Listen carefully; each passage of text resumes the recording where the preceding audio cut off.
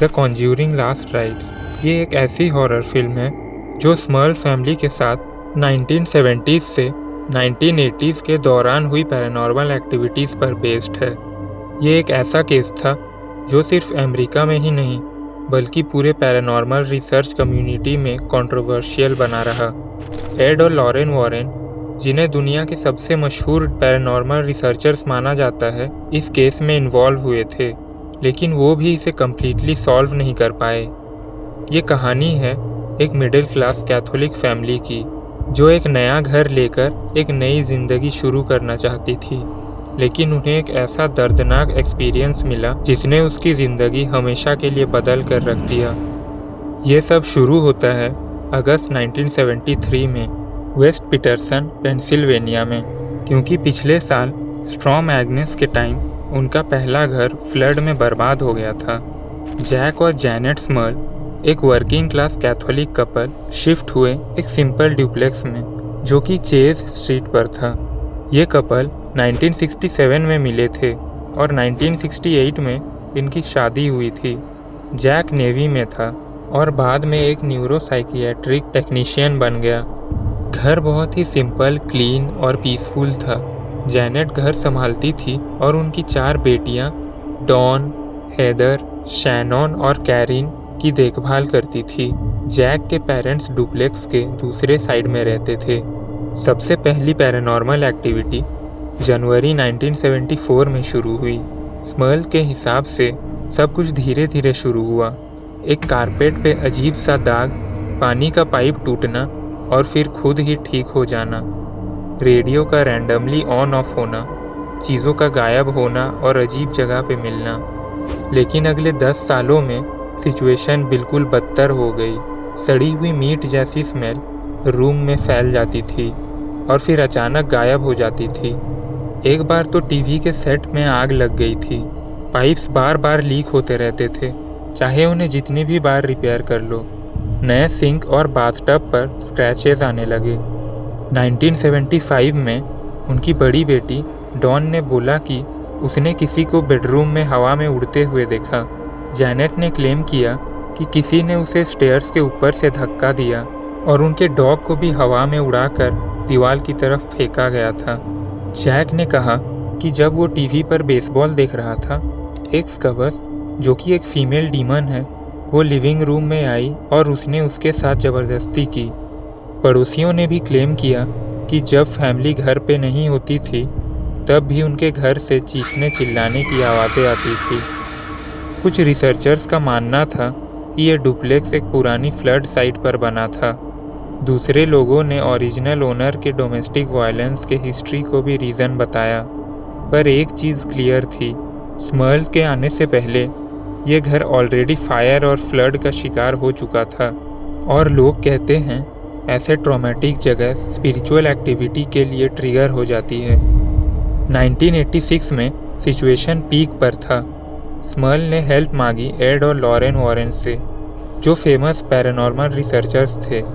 Add एक self taught ghost Hunter था और लॉरेन एक ऐसी ह्यूमन थी जो मरे हुए आत्माओं से संपर्क कर सकती थी और साथ ही फ्यूचर देखने या छुपी हुई चीज़ें जानने की शक्ति रखती थी।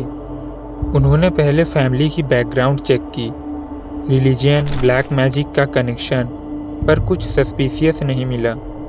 पर फिर उन्होंने आइडेंटिफाई किया एक पॉसिबल स्पिरिचुअल पोर्टल, बेडरूम की एक अलमारी जहां से एंटिटीज़ आती जा रही थी। वॉरेन्स ने क्लेम किया कि घर में 4 स्पिरिट्स हैं, एक वीक सी ओल्ड लेडी, एक जवान हिंसक औरत, एक आदमी जो उसी घर में मरा था और सबसे खतरनाक एक डीमन जो बाकी तीनों स्पिरिट्स को कंट्रोल कर रहा था। एड को यकीन था कि ये फुल डेमोनिक इन्फेशन है। चर्च इनिशियली हेल्प नहीं कर रहा था, तो एड एक नोन प्रीस्ट फादर मैकिना को ले आए। उन्होंने पहले एग्जॉर्सिज्म परफॉर्म किया, पर उससे डीमन और भी एग्रेसिव हो गया। वॉरेन के हिसाब से पोजीशन के 3 स्टेजेस होते हैं। First stage infestation, second stage operation और final stage position. Medium Mary Alliance Rinkman ने भी कंफर्म किया कि घर में 4 स्पिरिट्स थी। एक आदमी जिसका नाम पीटर था, उसने अपनी वाइफ और उसके लवर को मारा था और एक ओल्ड वुमेन अबिगेल, उसने एक पावरफुल डीमन की भी प्रेजेंस फील की, पर एक स्पिरिट के बारे में वो अभी अनश्योर थी।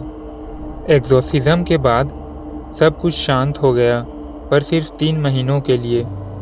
क्रिसमस 1986 के पहले जैक ने एक ब्लैक फिगर देखी। उसने प्रेयर की और वो फिगर गायब हो गई।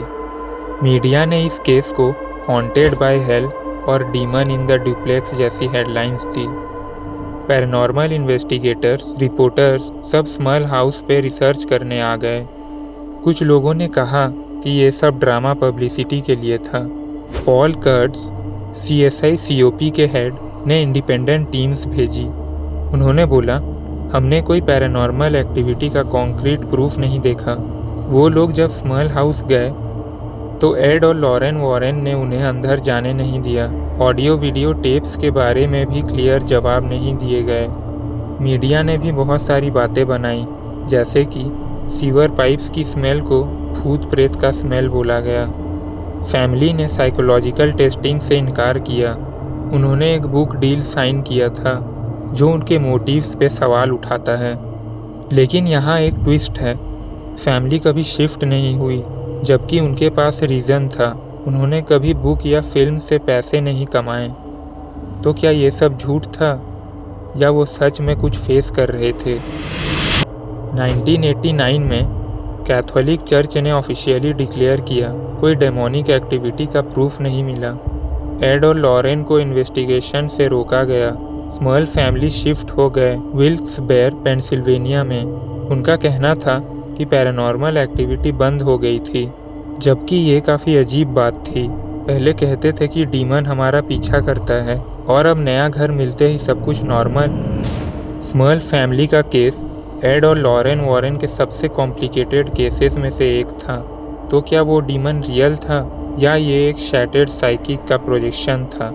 और अगर सब फेक था तो इतने लोग, नेबर्स, प्रीस्ट, जर्नलिस्ट को भी वियर्ड एक्सपीरियंसेस क्यों हुए? आपको इस बारे में क्या लगता है, हमें कमेंट्स में बताएं। और ये तो हुआ स्मॉल्स फैमिली का केस, पर ऐसे ही एक और केस हुआ था 2 नर्सेस के साथ, जहाँ पे एक हॉन्टेड डॉल उन्हें परेशान कर रही थी और वो मरते मरते बचे। फिर उन्होंने एड और लॉरेन वॉरेन को बुलाया। वो स्टोरी के बारे में जानना है तो लेफ्ट वाली वीडियो पे क्लिक करो।